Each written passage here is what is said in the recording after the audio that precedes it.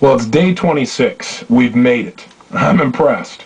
Hey, you're one of the few who do. If you're listening to my voice right now, I have got to tell you, I have to compliment you.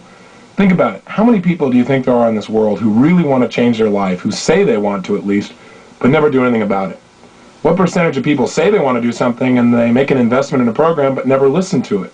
People don't want to have effort. They want rewards, but they don't want to take a lot of action. Well, the bottom line is you and I both know that that's not how life works. You don't get success without an investment. There's no free lunch. And for you, you've really gone for it. Now, the challenge doesn't end here.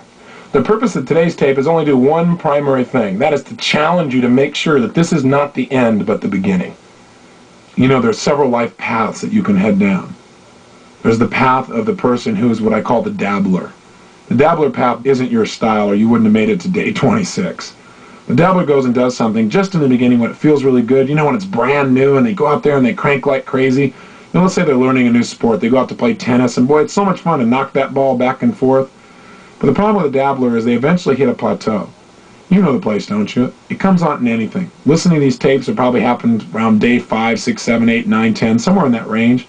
If you're out and learning how to play tennis, it happens after about 2 weeks, where all of a sudden, you know, you're working just as hard, but you're not getting quite as much from it in the short term. You know, it's like you keep hitting the ball, it doesn't seem to be making that big of an improvement anymore. I mean, when you're brand new, anything looks like an improvement. And so what happens for a dabbler is they get bored, they get tired, they give up, and they quit. And what do? They go start another game. These people come to the end of their life, and they're the living example of the phrase, I wish I woulda, or I shoulda. The second life path is what I call the stressor. The stressor is a person who goes out there and, boy, they're going to make things work. They're going to make it happen no matter what. And they just push and push and push and push and push. And you know what? They crank things up and they succeed. They get out there and hit the ball as hard as they can on the tennis court. You know, they were here there every day. They probably listened to these tapes more than once a day, probably 5 or 6 times, because they wanted to get it right. But they also hit a plateau. And when they hit the plateau, what they do is they just keep pushing and pushing and pushing, and usually they burn themselves out. That's not the way to make it happen either. The way to succeed long-term is a path known as mastery.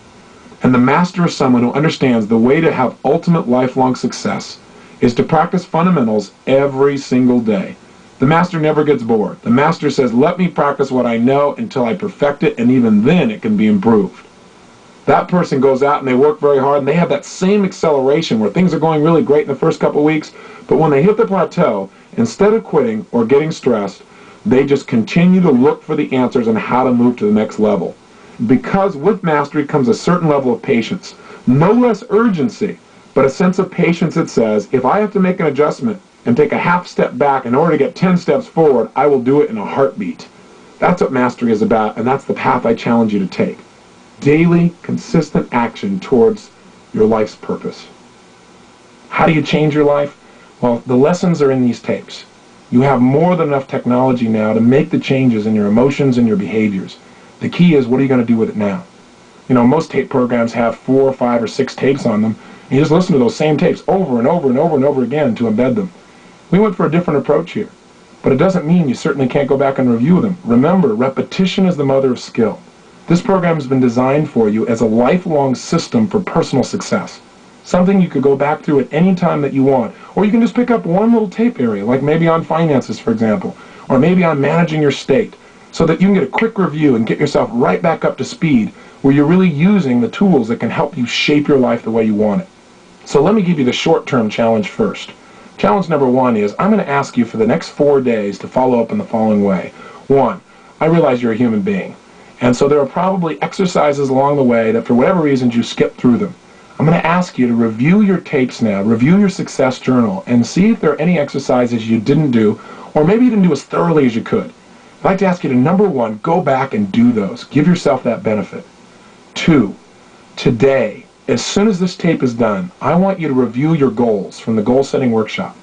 And I'd like you, if you would, to pick out 4 specific goals that you are absolutely committed to achieving in the next year. 4, your top 4 goals. And make sure they're specific. Once you've written down those 4 goals, I want you in your success journal to write down at least a paragraph as to why you absolutely are committed to achieving those goals. Remember what we talked about earlier. Reasons come first, answers come second. In other words, if you can get a big enough why, you can figure out how to achieve your goals. But that's the second key. Why will you absolutely achieve these goals? And make it a must. Make it something that will really drive you. Part of how you can do that, of course, is to write down also what will you miss out on if you don't achieve these goals. But really sell yourself. And then step 3 is your challenge is to develop a plan under each one of these goals as to how you're going to go about achieving them. And the minimum that plan must have is something that you can do in the next 4 days to start achieving those goals. I don't care how big the goal is. There's something you can do tomorrow. Maybe it's a phone call. Maybe it's a phone call to get some information about how to do something. Maybe for you it's going to the library and doing some research.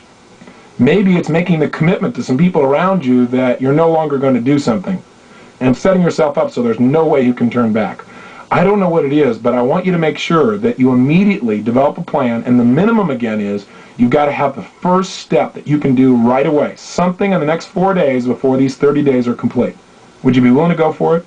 I hope so. In fact, I know you will. If you've gone through this many days, you got too much invested not to go for it, don't you? So go for it and make sure you do that. And the 4th short-term challenge is this. Make certain that for at least the next 10 days you continue to do your morning questions. In other words, each morning when you wake up, you want to ask yourself 3, 4, 5 questions that really put you in a powerful and positive state of mind. Make sure you do that so that it becomes a habit, so that pretty soon when you wake up, your brain begins to ask yourself, God, what am I happy about in my life? Or what could I be happy about? What am I excited about? What am I proud of in my life right now? What am I grateful for? Who do I love and who loves me? If those kinds of questions are being asked continuously, you're going to get some wonderful answers that will make you feel phenomenal, and everything that happens in your life will be filtered through those emotions and states. One way to make sure you feel more joy in your life is not to let your life just run around in your brain. What I mean, don't just talk to yourself and make pictures in your head. Do what we've begun to do here as a lifetime process, meaning not only every day looking for a way to improve, but get yourself a hardbound journal and keep a journal each day. Write down what's happened. What did you learn? What did you discover? What did you create? Who did you contribute to? What pain did you have? What happened there in your life that, hey, that woke you up and made you look at things in a new way? When I go to a seminar, I write down the ideas that I learned, so I don't just let them go in my head and disappear. If I read a book and I find something that's useful, I jot it down. If I listen to a tape and there's something great there, I jot it down. If I watch a movie and I get an idea, I jot it down. I've got a place to put my ideas for better living. I call it my textbook for better living. And I've got years and years of them. And fortunately, since I didn't do them on loose leaf binders or on little scraps of paper, they're books in my library. And I can go there and pull them off my shelf and look at the goals I had then. And what I can do is literally trace my growth. You know, sometimes you're so close to yourself, you don't give yourself credit for where you've been and where you are now. It's hard to measure yourself. So what you need to do is have a journal, because then you can look and see how your life has changed. Plus, the great thing about journals is this. Remember what I said earlier. If your life is worth living, it's worth recording. See, if you have a hardbound journal, those things will be around for years. They'll be around after you're gone if they're taken care of. And what that becomes is a gift you can give your children.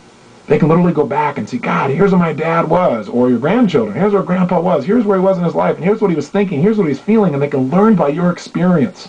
They can learn and feel a connection with you even when you're gone. What a nice gift. So my challenge to you is, make sure every day you're learning. Make sure every day you're recording what you're learning. Make sure every day you're acting on what you're learning. Walk your talk. Don't make your life just livable. Make it memorable. Remember a couple of key ideas. Number 1, remember you can change anything you want to change immediately. All you have to do is follow those 4 steps. 1, decide what it is that you really want. Don't get caught up in the problem. Decide what do you want. Focus on that. 2, get a plan. The best way to get a plan is to immediately find somebody to model.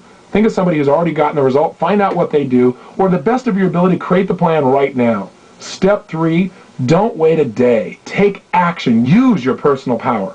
Follow through. Don't let a day go by. When you set a goal, when you make a decision, make sure that you don't leave the sight of that decision without taking some kind of action that moves you towards achieving your goal. And finally, 4, be flexible.